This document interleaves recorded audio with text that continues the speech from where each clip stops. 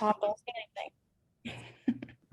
Okay, you're up. Perfect. Okay, should we get started then? Let's do it. Alrighty, so this Friday education is going to be on being a solution seeker. Okay, so this is going to work in personal, professional life. Everywhere you go, there's going to be problems, and you need to be able to figure out how to find a solution for it. So, let's see. Gosh, it doesn't want me. Oh, there we go. Okay, I just got to click. Okay. So before we can talk about a solution, we're going to talk about a problem. So technically, let me move you guys because I can't see the words. There we go. So we're going to talk about the problem. And a problem is a matter or situation regarded as unwelcomed or harmful, needing to be dealt with and overcome. So how do you handle a problem in your personal or professional life? And in my opinion, we do handle them differently. So that's why we kind of have different examples throughout the slides. So example A is going to be more for professional, but this could be an example that you guys run into. I know Tom does. So unable to find a lender for a client. So yep, definitely that one. So that's why I'm really honestly here for you guys is the CMA position. Me and Phil, we can help you guys find a lender for your client. So that is like one good solution for that example.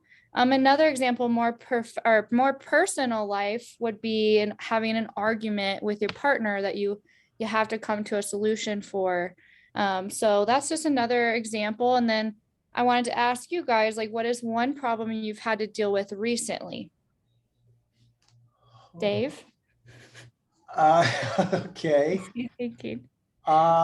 Yeah, I would say, so I had a recent challenge with, so Tom and I had closed on a loan with a client that we did in my opinion, a fantastic job, bailing them out. I mean, we got them, they wanted to get a really hard money loan. We ended up getting them a fantastic loan that was super low rate, got them out of a major catastrophe based on the, and so what happened was when it came time to do another loan with the lender, our agreement states that they have to go back through us, and they began having a conniption fit. And so, so we essentially had to address it with his the person that sort of acts as this consultant.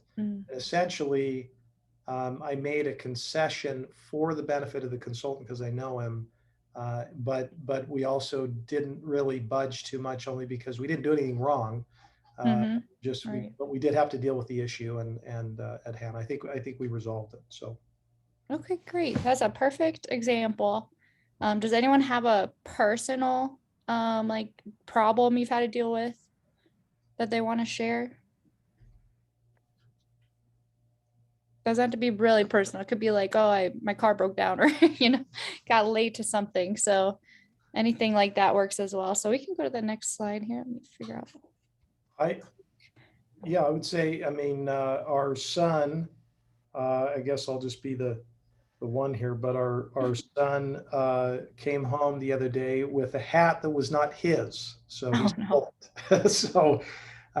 so we had to have that discussion and then go to school today to have him give that back and apologize. So there we go. Perfect.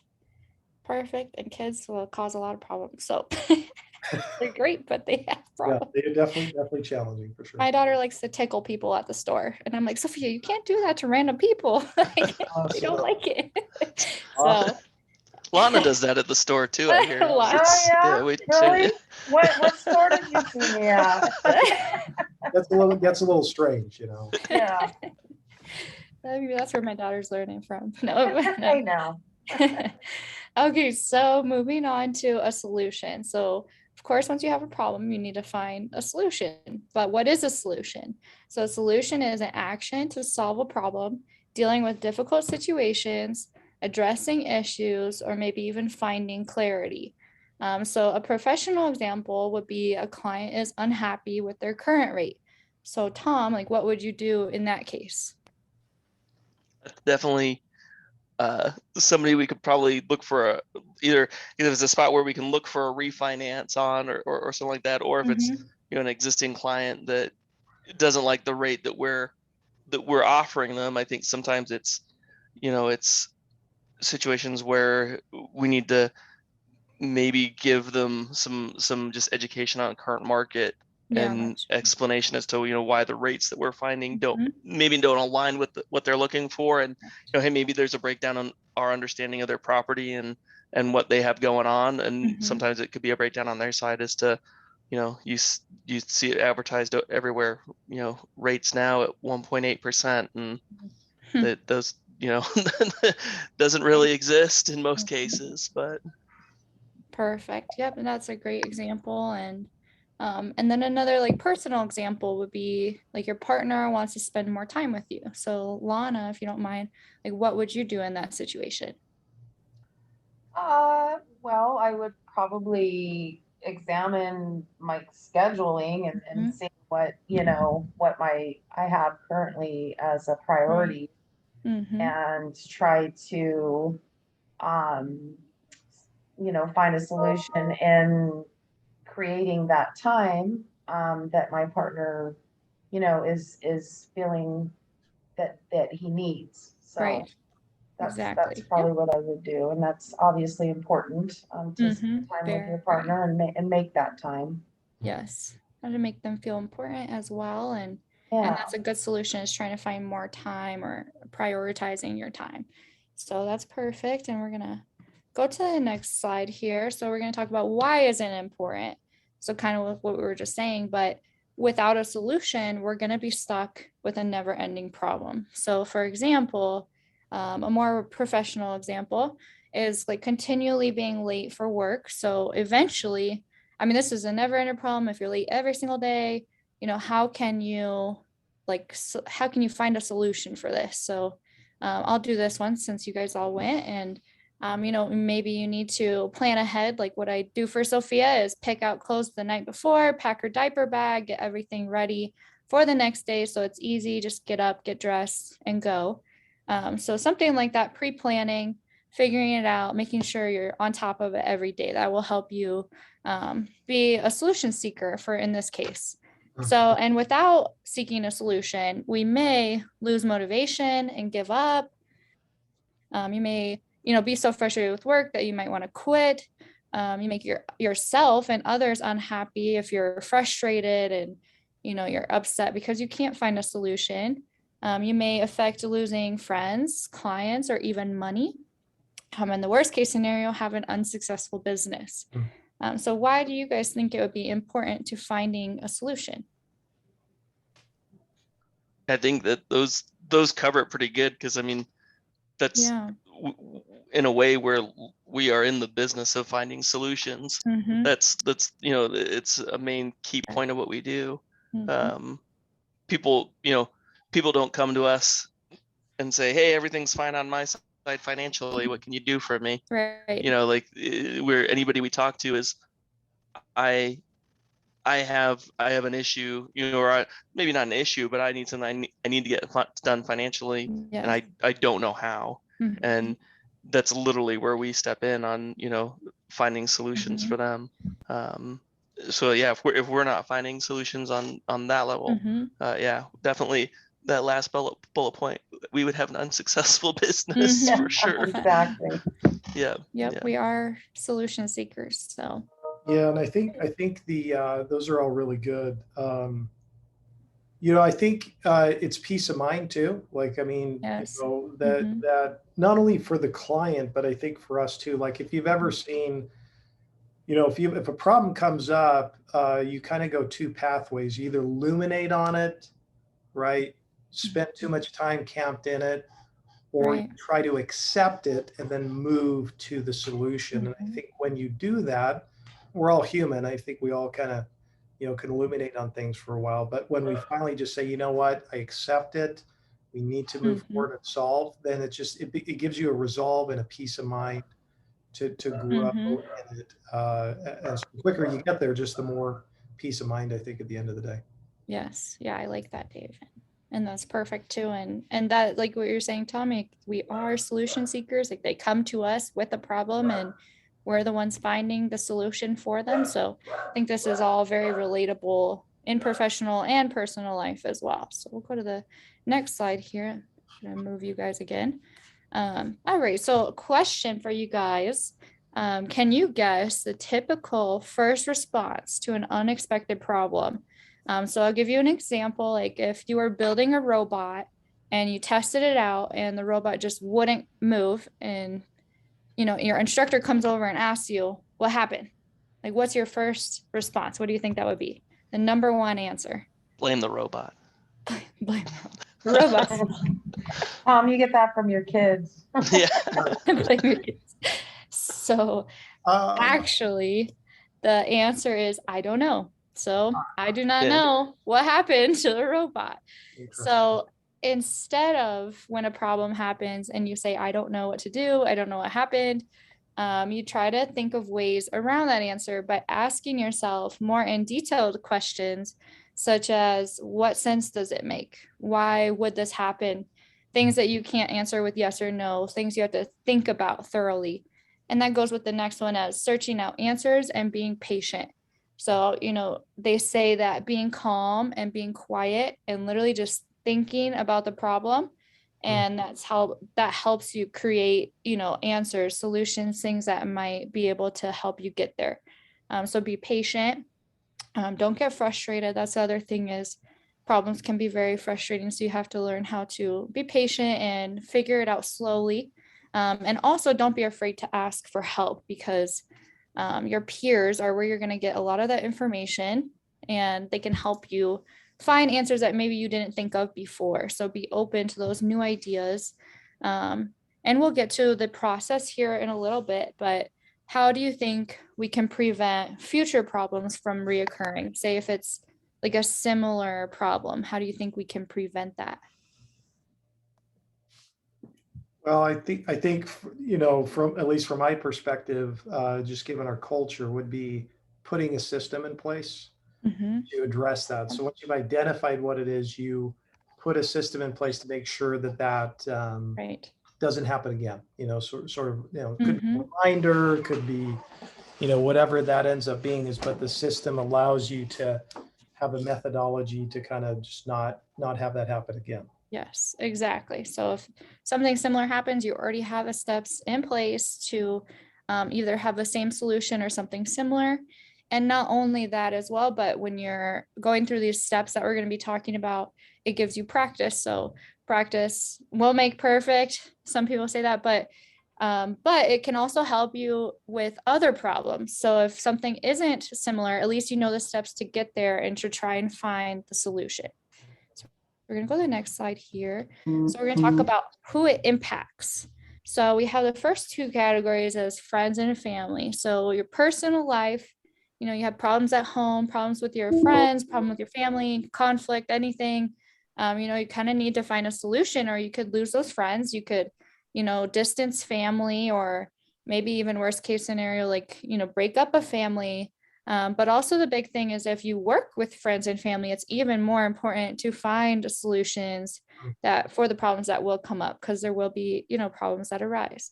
And as well with coworkers, if you have problems at home, you may bring your anger and that attitude to work. So you would affect your coworkers in that sense, even if the problem's not with them. So you have to think about that as well. And then clients are, directly affected as well. If you can't find a solution to their problem, they may leave us, they may, not be happy, go to someone else, something like that. So we need to make sure that we can find a solution, be creative with it, and move on from there. So does anybody else think of anything else that, who it might impact? Because I had a couple other ones that I didn't put on here. I think in a way, like I guess in a big way, it impacts yourself, because if you're sitting there frustrated with the same thing over and over, that's just, you're the one carrying the biggest weight. Yep, exactly. And your mood, everyone can tell if you're in a bad mood. So, if something's going on at home, most likely it'll be brought to work as well. So Yeah, the other thing I was thinking was maybe the community, like that's- if the business is doing bad, like maybe it'll affect the economy. So that's kind of a wider, there's one more. Can anyone think of one more? Let's see, people, family, friends, community. I mean, the country. I'm trying to broaden Yes. my horizon here, but think something that can't talk. Animals. Yes, Lana. Yes, that's what I was thinking was animals, because they know when something's wrong with their human. And so even animals are affected. Like if you're arguing at home, animals, children, they're all affected. So we definitely need to be solution seekers at all times. So we're going to go to the next slide here. All right, let me move you guys again. Jeez. All right, so steps to success. So I have a little diagram there on the right. So it's kind of like the process we're going to go through. And I really liked this. I think I actually learned this in school as well. So kind of brings it here, but it's very relatable. So the first thing we're going to talk about is defining the problem. So obviously you need to figure out what the problem is, areas where it went wrong. And we're going to understand the issue. So this is goes for general, general everything. You can put this in place for all your problems. And the second step here is going to be finding alternative solutions. So we're going to be brainstorming ideas, and whether that's your own, or like I said earlier, you're going to be asking coworkers, friends, family, to get other ideas, going to brainstorm their ideas as well. And hopefully find something that you didn't think of. And then out of those alternatives that you're going to think about from other people, from yourself, it's ideal to have kind of like 3 set options picked out to think about. And along with that, you're going to create short-term and long-term goals, and kind of compare and contrast and see what those alternative options, how they relate to your short-term and long-term. So I want to see what everyone will say. So everyone, we're just going to go around and everyone say your answer for this. What would an alternative solution be if the electricity went out? I would say the generator. Backup generator. Yes, perfect. Tom? So this happened once, and Oh no. I busted out my photography gear and flashlights because I have umbrellas in there, photography umbrellas. Yep. And if I bounce the flashlight into the umbrella, it illuminated more of the house. Nice. So we weren't, That's and I had so tons of creative. batteries, so I just put a few of those up so we weren't stumbling in the dark. But that wasn't the best thing. So since then I got solar and batteries, so with battery backup. So Here we go. I have a permanent solution now. That's sort funny. of. That's very creative, Tom. I give you that. I try. Great job. And Lana? Well, Dave, Dave mentioned the one that I was thinking of was a generator. And we do have one, because I live in California. Nice. The power goes out, but I'm a candle lover. Yeah. So I have candles all over. And so if the power went out, definitely light some candles. Perfect. I know my friend said, I asked him, I was like, what's an alternative solution? And he's like, a fire. I'm like, how are you're gonna start the house on fire? He's like, no, a bonfire. I'm like, that's outside. I was like, it help us inside. So I just thought that was funny to share that. But anyways, yes, flashlights was my go-to. But okay, so let's go to the next one here. It's gonna be a step 3. We're gonna evaluate and select an alternative. So out of those 3 that we kind of came up with, we're going to evaluate all the options and we're going to do it as unbiasedly as possible. And then as well with being unbiased, we're also going to choose one that is consistent with our goals that we set in the previous step. So long-term, short-term, we're going to kind of pick which one is the best alternative. And so that falls into step 4. We're going to implement it and follow up on it. So we're going to implement which solution that we chose, and we're going to put like a plan in place and test it. So I think this is a perfect example of you guys hiring a CMA for the company, because I'm kind of like the test on this, and we're putting a plan in place, for me to be able to find you guys solutions, and we're testing it, and we're gathering feedback from myself, from Phil, from all of you. And we're kind of seeing how it's going to go. And the last thing there is establishing ongoing measures and monitoring. And again, we're doing that with me as well, because we're constantly improving, changing things, find things that are going to work better and which doesn't work, and all of that. And we're going to constantly be changing it. So maybe one personal experience with that is like, or example is, maybe your spouse wants more time because they're doing part-time work right now. So they want more time with you. So you make more time, but say next year they get a full-time job, you're going to have less time with that person. So you're going to have to modify and change your plan. So solutions are great to have, but they're going to be constantly changing. So we're going to go to the next slide here. So this is, I think, a great picture on the left here for essential communication skills for career. But it also works with friendship and, any relationships that you're building as well. So these are kind of like skills to become a solution seeker. I'm gonna move you guys again. So we're gonna make sure you have confidence in what you're gonna do, and how you're gonna do that. That also goes with being a lifelong learner. So being confident in learning, and being open to that as well. Communication is very important in every part of your life. Decision making, you definitely need to be able to do that in order to pick an alternative.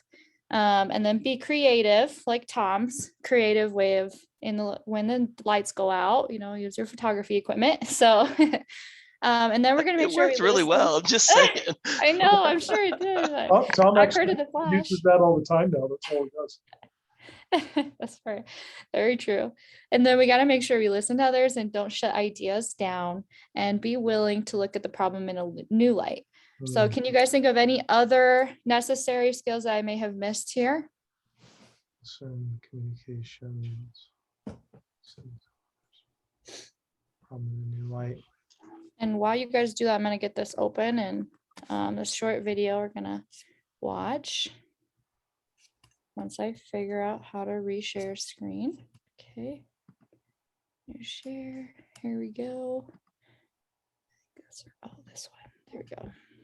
All right. So now make sure it's gonna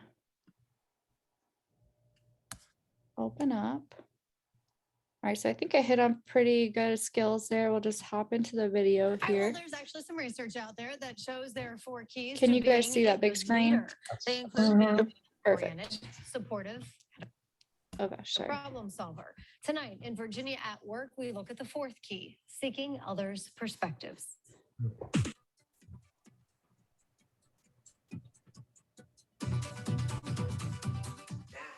Linda McNutt-Foster, CEO of Cortex Leadership Consulting, has pored over the research and has written her own ebook on the topic, 4 Keys to Effective Leadership Behavior. As an executive coach, her advice on how to best seek others' perspectives includes: build relationships with people who have a different point of view than you and remain curious. Make the time to listen and let others feel heard. Exercise consistent respect for other team members and your peers. Appreciate that conflict can be productive, and be a lifelong learner. If you read biographies of great leaders, they spent time talking to people who were smart and informed about their industry, about their organization, about other industries, about specialties within professional fields. And they spent time with them discussing those things so they would have a broader perspective on a situation. The more information you gather from others' perspectives, Foster says, the stronger your foundation. As you move forward with your work week, she offers a suggestion on an effective way to get perspective from your team. One of the things that you can do to seek others' perspective is to do something called rounding in your meetings. And that's where you can start a meeting saying, this is the topic we're going to talk about, but I'm just curious from the very beginning what your initial thoughts are. Can we go around and for 30 seconds for each person, can I hear from you what you're thinking? All right, so we're going to go back to the PowerPoint here. So I like that little video. And what do you guys think about rounding? It's kind of something that we just talked about doing kind of before we started meeting. So I kind of like that, but I didn't know there was like an actual name for it. So rounding, like, what do you guys think about that? Yeah, I think it's like effective just to get everybody's opinion on it. And I know we've done kind of similar approaches in the past, and I think the more people you bring into it, the better. Absolutely. Yeah. Yep. I like it too. So yeah, Dave. Yeah, I just think it's healthy to poll people's perspective. I mean, I can tell you, we've done some stuff where I've gotten off and I was like, man, that never even crossed my mind. So it's just a really good exercise to do. Yeah, I think it's great for like bosses to hear that kind of stuff too. They get new ideas and hear what everybody else has to say. So kind of like the last thing here I have, I kind of just made this little diagram to kind of show the separation, but also the combination of the outcomes that you can have by being a solution seeker in your professional and personal life. So some of the professional is like maintaining client-lender relationships, providing new ideas, and that kind of goes with me as well. Like if I come up with a new idea, Phil might be able to implement it. So it works for like a continuous thing as well. And it leads to a successful company and team as well. Personal, you may have a successful partnership, as well as, prevent arguments and maybe even divorce. So that's a good thing to learn. But also having a happy family, happy home, happy kids, all that.